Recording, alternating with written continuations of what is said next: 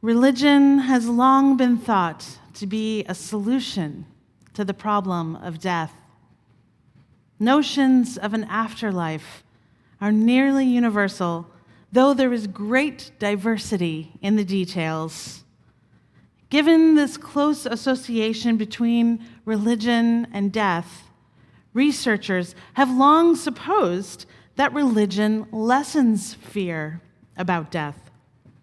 It stands to reason that religious believers should be less fearful of death than non-religious individuals. Or does it? A systematic review of high-quality international studies led by researchers at the University of Oxford paints a more complicated picture. It shows that the very religious and atheists are the groups who do not fear death as much as those in between, in a paper published in the journal Religion, Brain, and Behavior. Rather than assuming that religiosity is either positively or negatively related to death anxiety, researchers have found that the relationship is like an upside-down U-shape, with religious believers and disbelievers showing less death anxiety than all the people in between.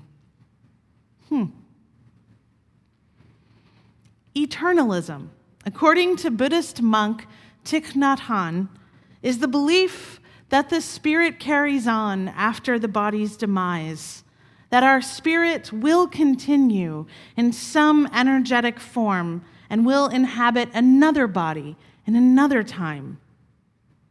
So how's that for a mystical ideal that also incorporates atomic physics, science, and religion, reason, and faith? You can have it all, and now your fear of death is solved. You're welcome.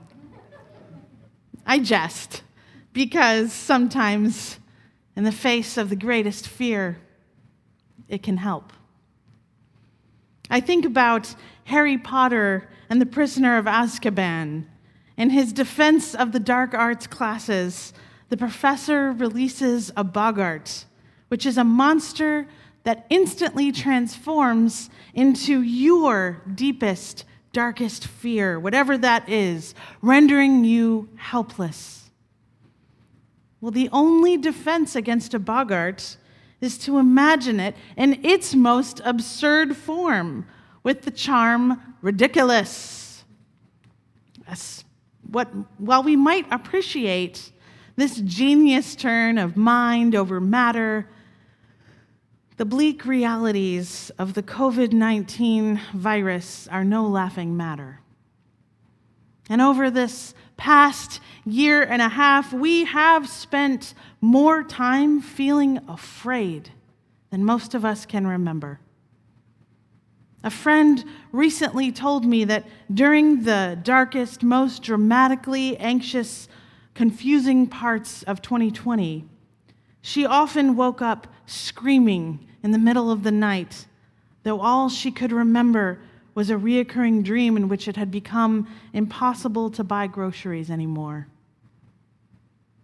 As Americans, it is a new experience for us to spend so much of our lives out of orbit, just floating in space, never knowing what was going to happen next. Without knowing what was coming, we were unable to plan, sometimes feeling frozen, stuck by the smallest setback, because we had been living for so long at the cliff's edge with nothing but empty space below. And the fear of others. Fear that became so constant it could transform your entire persona if you let it. That first time I took my children out to a park after lockdown, I will admit I ended up screaming at the other children for getting too close, for failing to wear their masks properly. They all backed away and shook their heads as I raved on like the village witch, shouting my curse into the air, Don't you know there is a virus? There is a deadly pandemic. Don't you know it? Who was in the right? I cannot say, but I can tell you who was acting out of sheer, unchecked fear. It was me. Maybe it wasn't the supermarket nor the park that got you. Perhaps it was the dark. Maybe your fear gripped you in the night, like Jacob, the biblical patriarch, wrestling with an unknown opponent all through the long hours of night, as it is written in Genesis 32. So Jacob was left alone, and a man wrestled with him till daybreak. When the man saw that he could not overpower him, he touched the socket of Jacob's hip, so that his hip was wrenched as he wrestled with the man. And finally the man said, "Let me go, for it is daybreak." But Jacob replied, "I will not let you go unless you bless me." The man asked him, "What is your name?" "Jacob," he answered. Then the man said, "Your name will no longer be Jacob, but Israel, because you have struggled with God and with humans and have overcome." Jacob said, "Please tell me your name." But the man replied, "Why do you ask my name?" And then he blessed him there. So Jacob called the place Peniel, saying, "It is because I saw God face to face, and yet my life was spared." The sun rose above him as he passed Peniel, and he was limping because of his hip. You see, as much as we urgently want to move on forward into the bright new day, we need to talk about our fear, the fear we have wrestled with each night until daybreak.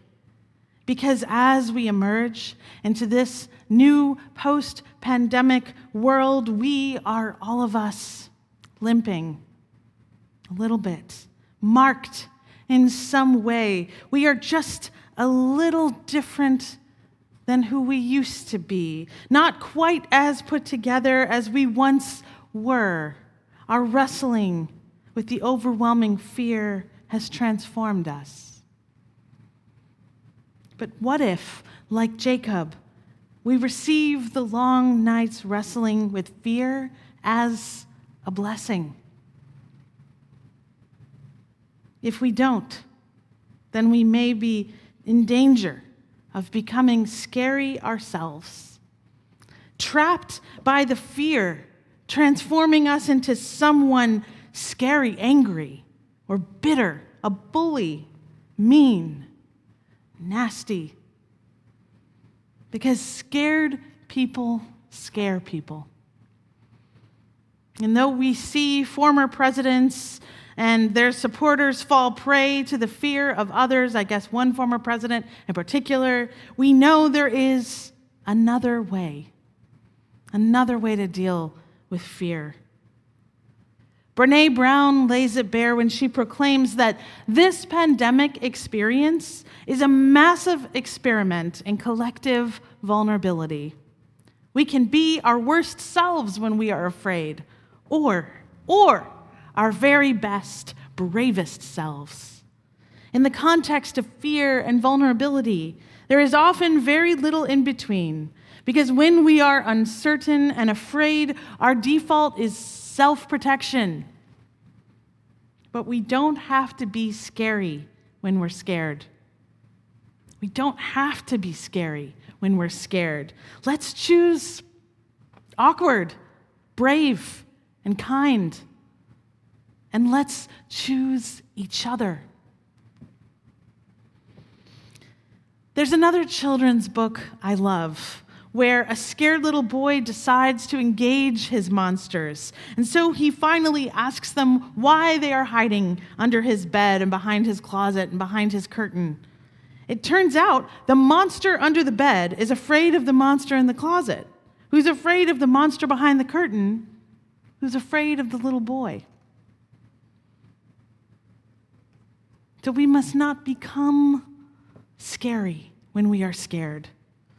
When we are frightened, we can choose fear as fuel to be more loving, more kind, not to be obsessed by our own self-protection, but for the protection of others. We don't have to be scary when we're scared. In this episode of Doctor Who, a famous British decades-long show about a complicated time-traveling do-gooder, his companion speaks to him, strokes his hair as a child back in time.